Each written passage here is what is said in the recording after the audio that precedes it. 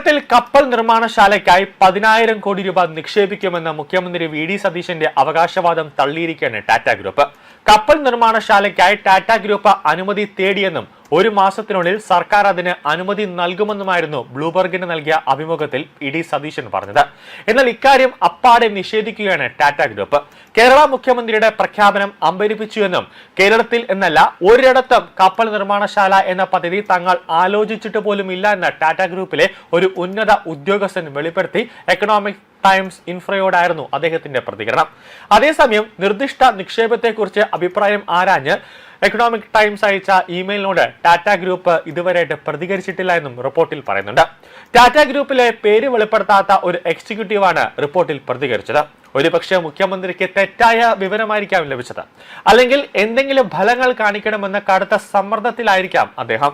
നിയമസഭാ തെരഞ്ഞെടുപ്പിൽ ഭൂരിപക്ഷം നേടി സംസ്ഥാനത്തിന്റെ ഭരണം ഏറ്റെടുത്തിട്ട് 2 മാസമേ ആയിട്ടുള്ളൂ എന്നതും ഇതിന് കാരണമായിരിക്കാം. ബ്ലൂബർഗ് അഭിമുഖത്തിന്റെ വീഡിയോ ഞാൻ കണ്ടു.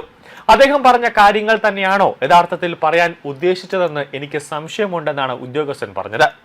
തങ്ങൾ ആരും അറിയാത്ത എന്തെങ്കിലും അദ്ദേഹത്തിന് അറിയാമെങ്കിൽ മാത്രമേ ഇത് സത്യമാകാൻ സാധ്യതയുള്ളൂ എന്നും അദ്ദേഹം കൂട്ടിച്ചേർത്തു. 2047 ആഗോളതലത്തിൽ മികച്ച 5 കപ്പൽ നിർമ്മാണ രാജ്യങ്ങളിൽ ഒന്നായി ഈ മേഖലയെ ഉയർത്തുന്നതിനായി കഴിഞ്ഞ വർഷം കേന്ദ്ര മന്ത്രിസഭ 69,725 കോടി രൂപയുടെ പാക്കേജ് അംഗീകരിച്ചിരുന്നു. ഇതോടെ കപ്പൽ നിർമ്മാണ മേഖലയ്ക്ക് പ്രാധാന്യം ഏറിയ സാഹചര്യത്തിൽ സർക്കാർ ആസൂത്രണം ചെയ്യുന്ന 3 മുതൽ 4 ഗ്രീൻഫീൽഡ് മെഗാ ഷിപ്പ് ബിൽഡിംഗ് ക്ലസ്റ്ററുകൾ സ്ഥാപിക്കാൻ തമിഴ്നാട്, ആന്ധ്രാപ്രദേശ്, മഹാരാഷ്ട്ര, ഗുജറാത്ത്, ഒഡീസ തുടങ്ങിയ തീരദേശ സംസ്ഥാനങ്ങൾ മുൻകൈയെടുത്തിട്ടുണ്ട്. മന്ത്രിസഭ അംഗീകരിച്ച 69,725 കോടിയിൽ 19,989 കോടിയുടെ ഒരു കോപ്പസ് ഒരു ഷിപ്പ് ബിൽഡിംഗ് ഡെവലപ്മെന്റ് സ്കീമിനായി നീക്കിവെച്ചിട്ടുണ്ട്. ഇതിനായി 10,000 രൂപയുടെ ഒരു ഷിപ്പിംഗ് ബിൽഡിംഗ് ക്ലസ്റ്ററുകൾക്ക് ധനസഹായം നൽകുന്നതിനായി ഈ ഒരു പദ്ധതിയും കേന്ദ്ര സർക്കാരുമായി ആസൂത്രണം ചെയ്തിട്ടുണ്ടെന്നാണ് മുഖ്യമന്ത്രി പറഞ്ഞത്.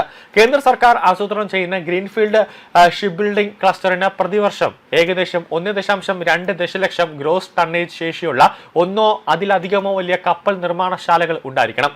ഈ ക്ലസ്റ്ററിനുള്ളിൽ കപ്പൽ നിർമ്മാണ സൗകര്യങ്ങൾ ഒരുക്കുന്നതിനായി 1 അതിലധികമോ പ്രധാന കപ്പൽ നിർമ്മാണശാലകളിൽ നിന്ന് നിക്ഷേപ ഉറപ്പുകൾ നേടേണ്ടതുണ്ട്. ഇതിന് കുറഞ്ഞതൊരു പ്രധാന ഷിപ്പ്യാർഡെങ്കിലും പ്രതിവർഷം 5 ദശലക്ഷം ഗ്രോസ് ടണ്ണേജ് ശേഷി ഉണ്ടായിരിക്കണം. കൂടാതെ ഷിപ്പ്യാർഡ് പ്രവർത്തനം ആരംഭിച്ച് 10 വർഷത്തിനുള്ളിൽ ഈ ശേഷി കൈവരിക്കുകയും വേണം. തീരദേശ സംരക്ഷണങ്ങളായ മറ്റു പല കാര്യങ്ങളും ഇക്കാര്യത്തിൽ ഏറെ മുന്നിട്ട് എത്തിക്കഴിഞ്ഞു എന്നാണ് പറയുന്നത്.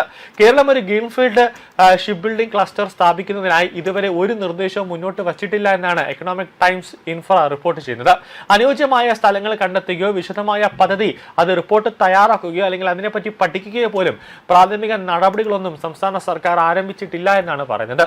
അപ്പോൾ വി.ഡി. സതീശൻ പറഞ്ഞ ഓരോ കാര്യങ്ങളും അക്കമിട്ടാണ് ടാറ്റയിലെ ഉദ്യോഗസ്ഥർ തള്ളുന്നത്.